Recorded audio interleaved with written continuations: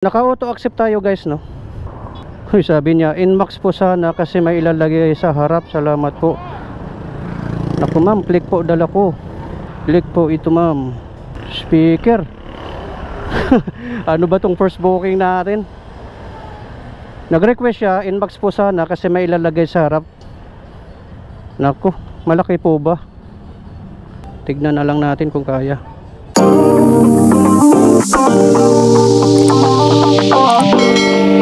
Magandang tanghali sa ating mga kapwa moto taxi rider at syempre sa ating mga CS, no? So magandang tanghali sa ating lahat. Welcome sa ating panibagong vlog. Dahil ilang araw tayong hindi nakapagbiyahe, ngayon lang ulit meron tayong kumbaga meron tayong priority na trabaho na pinapasukan. So dahil ilang araw tayong hindi nakapagbiyahe, malamang kailangan natin selfie rito. Pagka ano kasi guys, no, pagka yung ilang araw kang di nakakabiyahe, yun lang naman ay napansin ko, no, napansin ko lang na pagka yung ilang araw kang hindi nakakapagbiyahe, pag open mo ng apps ay kailangan mong mag selfie, siguro para malaman kung talagang ikaw yung gumagamit ng mismong apps or account. Kasi may nabasa ako noon, no, sa Facebook na may mga nagpaparent ng account. Kaya sabi ko pwede pala yung ganon, pero bawal na bawal po yun, no? So yun, open natin yung driver apps ng Move It. So pagka open mo ay mag-online ka ngayon. So online tayo. Yun, so katulad na sinasabi ko kanina, ay kailangan natin mag selfie. Okay, selfie muna tayo. Ayun, no? So kailangan natin maghubad ng helmet.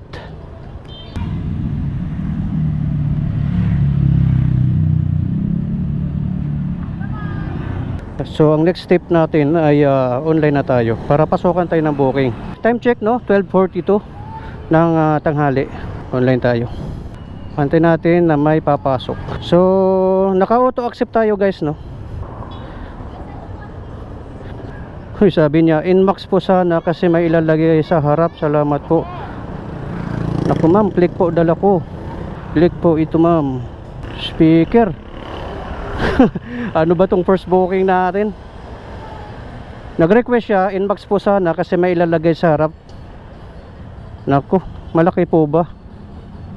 Tignan na lang natin kung kaya.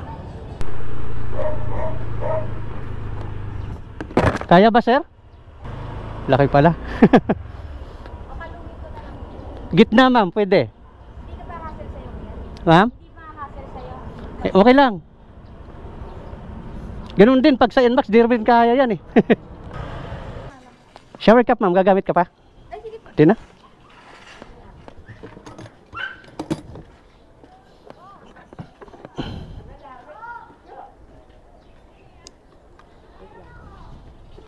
Hindi ba mabagsak yun, B? Patayo na lang, ma'am. Patayo nyo lang para di masira. Mahaba eh, no? Kaya ba? May top box pa naman. Kaya, ma'am?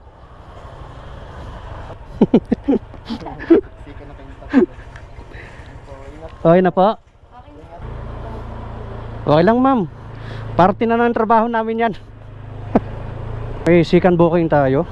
So yung first booking natin ay grabe, buti nagkasya kaming tatlo. May dala siyang speaker. At pinasukan tayo ng ating pangalawang booking of the day. Saan siya? Andito tayo ngayon sa Makati City, no? At nakakuha tayo ng second booking din dito sa part ng Makati. Right. First booking natin kanina, no, ay kasya, pero itong second booking natin ay naka-cashless. So shoutout nga pala, no, doon sa ating J Moto Vlog. Shoutout sa iyo, tol. Tungkol naman doon sa nag-comment, no, na sinabi niya na marami daw kamuti, no, sa MC taxi rider. So hindi naman lahat. Hindi naman lahat, siyempre. May mga matitino din naman. Yari ka talaga pag napunta ka rito. traffic. So andito tayo ngayon, no, sa City Hall ng Manila. Yan, pag didiretso natin to Quiapo, Carriedo, at yung papunta ng Quezon City, dito rin ang daan, kaya ganito ka na lang kasiksikan itong part ng kalsada na to. Kailangan magaling ka sumingit dito. Ingat tayo, no, dapat malayo pa lang alam natin kung saan tayo dadaan, kasi pag nagkamali ka, so tatlong daan kasi to, so merong kaliwa at merong kanan at merong gitna, kaya malayo pa lang. Tignan nyo na maigi yung maps nyo para di kayo magkamali. Alright, so malapit na tayo sa ating drop off ng ating pangalawang booking of the day. So time check 1:53 ng hapon. Parang mali tayo ng pinasok ha? Kaya nga U-turn na lang tayo. Nagmamadali ba kayo, ma'am? Mali ako pinasok So katulad niyan. No, kung makikita kasi doon sa tinignan ko kasi sa maps ay tama naman, diretso. Kasi tatlo lang naman yun So katulad niyan, pero wala. Para alam niyo na rin kung sakaling nagkamali din kayo katulad ko. So ito yung magiging daan natin. So pabalik tayo, guys. So mayroon ditong left turn. So magli-left turn tayo rito. So yun nga, so buti na lang yung ating pasahero ay hindi nagmamadali, no? Tinanong natin siya kung nagmamadali ba siya. So sabi niya naman ay hindi. Kaya okay lang. So mamaya humingi na lang tayong pasensya, syempre. Ganoon naman talaga rito. Bilang isang moped rider, no, or MC taxi, dapat lagi magalang tayo sa customer, no? So katulad ito, di naman natin maiwasan na magkamali tayo. So humingi tayo ng pasensya para sa ganun yung kalooban ng ating pasahero ay magaan sa atin. So yun nga, guys, no, pabalik tayo. So dito tayo, ito yung office, no. Ito na lang. Sorry, nagkamali ng pasok Thank you po. So buti mabait si ma'am. Alright, guys, so time check 1:58. So andito tayo ngayon sa post office, no. Naalala ko nung panahon nung mga 2000, no, 1999, 2000. So pag nagpapadala ka ng pera o kaya sulat, no, papuntang probinsya, kukuha pa ba tayo ng isa pang booking? Tayo isa. Sayang malayo, nasa Maynila tayo. Sana yung papasok na booking ay papuntang Taguig, no, dahil pauwi tayo. Bilang isang moped rider, no, or any motor taxi, dapat doble ingat tayo, no, pagdating sa pagmamaneho, lalo na yung mga pasahero natin ay syempre mga naghahanap buhay din yan, no? Isang karamihan dyan ay isang ordinaryong empleyado lamang. Kaya doble ingat tayo, no? Buhay yung nakasalalay sa atin. Syempre may mga pasahero natin, may mga pamilya rin yan. So di natin alam na inaasahan din sila ng pamilya nila, tapos madidisgrasya ng dahil lang sa kapabayaan ng isang auto taxi. So yun nga, guys, no, share ko lang sa inyo na mag-ingat talaga, no, pagdating sa ganito, dahil siyempre dalawa lang gulong natin at kunting pagkakamali lang, bang, yari tayo. Saka wag tayong singit ng singit, no, pagdating sa traffic. Singit tayo ng singit, no, lalo sa mga malalaking truck. Kunyari nabuntutan nyo na yung malalaking truck, lalo dito sa Metro Manila, no, ay o kaya dito sa may malapit sa Tondo or malapit sa pier, kasi marami dyan mga malalaking truck, mga trailer yan.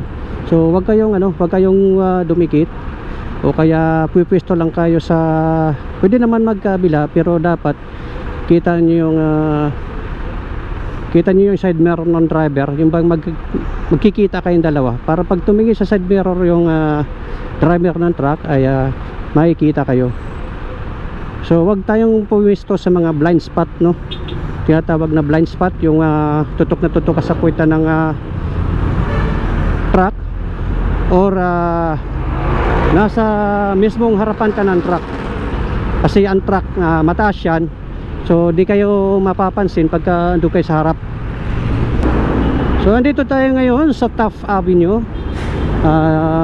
papuntang Pasay. At yun lang, di tayo pinasokan ng pangatlong booking guys. So hanggang alas 3 lang kasi tayo ngayon, dahil may ibang paggagamitan itong ating motor na ginagamit. So share ko lang din sa inyo sa mga balak mag-change unit ng motor. Di pa naman ako nakapag-change unit, pero balak kong mag-change unit. So may napagtanungan naman tayo na taga Move It. So tinanong natin kung kunyari magpapalit tayo ng motor, kunyari i-click version 2, then ipapalit mo ay version 2 din, ay wala nang wala nang assessment skills, no. So maliban lang kung ibang motor, kunyari galing ka sa Matic, then magka-clutching ka, so yun, kailangan talaga ng assessment skills, no. So siguro titignan nila kung kaya mo ba talagang i-maneho, lalo na kung galing ka sa Matic, kasi magkakaiba yan guys hindi kasi katulad ng ganitong mga automatic na pihit ka lang ng pihit, mangangapa ka pagka hindi ka sanay sa clutching, kasi pwede kang mamatayan at pwede ka rin tumalon. So siguro papalit ako ng unit by next year siguro. So depende na lang kung kailan tayo makakabili ng isa pang motor, no. Pero ang plano ko ay ganito pa rin, Honda Click pa rin, kasi siyempre dito tayo nasanay. So meron tayong motor, kaya lang big bike 650cc, din man pwede sa Move It yun. So bibili tayo ng Honda Click pa rin, version 2. So maganda sana yung version 3 nila, kasi merong tawag dito, merong charger, no. So hindi katulad dito na walang charger, kailangan mo pang magpakabit. Pero yun lang naman nata pinagkaiba nun. Then yung mukha nun medyo may pagkakaiba lang. So nakakuha tayo ng pangatlong booking guys, dito sa may San Andres. So kakanan tayo rito. So andito tayo ngayon sa may San Andres, no, dito sa may Pure Gold. So nakakuha tayo ng pangatlong booking. So saktong alas 2 na. So itong part na to, may LTO rito, alam ko, doon banda sa may Evans Guto. Saan ba Evans Guto rito? Ayun na, may Evans Guto rito. Diyan ako? Ayun. Pwede sir. Kasya ba yan? O sa harap na lang? Kasya naman siguro. Wala bang maipit doon sir? Parang matigas. Ha? Wala. Yun. Okay na sir? So mag-offline tayo guys, no, dahil last booking na natin siya. So di kasi tayo nag-offline, ay pwede pa tayong pasukan ng booking. So andito tayo ngayon sa Quirino Avenue. Delikado yun bigyan nyo ng daan, ambulansya Hello guys, so andito tayo ngayon sa Makati City. So dito natin na drop off yung ating pangatlong booking. Time check 2:35. So last booking na natin yon, uwi na muna tayo at baka bukas ulit. So salamat sa lahat ng mga nanood ng ating video at sa lahat ng mga subscriber natin dyan. So maraming salamat sa inyo mga tol, sa walang sawang pagsuporta. So andito tayo ngayon sa nagtataas ang gusali sa Makati. no? So napakaganda ng Angkor South ngayon, no? At unti-unti na natatapos sa mga building. Wow. Sana magkaroon ng tambike dito, no? Kasi sa BGC tinanggal na yung tambike doon dahil nagkaroon ng issue, no? Yun nga nagrereklamo yung mga matatanda, mga senior citizen, dahil nga maingay. Siyempre, tatambayan ka ba naman ng mga big bike tapos naka open muffler, tapos bomba ng bomba. So yun nga guys, no, dito ko na lang tatapusin ang ating vlog ngayon, araw na to. So shoutout sa lahat ng mga subscriber natin dyan, sa lahat ng mga nag-comment sa ating video. Shoutout sa inyo, sa mga sulit natin subscriber. So pauwi na tayo ngayon at magpapahinga lang muna tayo dahil mamayang hapon, or hindi pala, mamayang gabi pala may pasok pa tayo ng 6:30. So ang oras natin ngayon ay alas 3 na, no? So siguro mga 2 oras lang tayong bumiyahe dahil kapos tayo sa oras. Pero pagka nakabili tayo ng isa pang motor, baka sakaling mahaba-haba na. Bago tayo gagrahe ay magpapagas na muna tayo. Merong Petron dito sa may tapat ng Pure Gold FTI.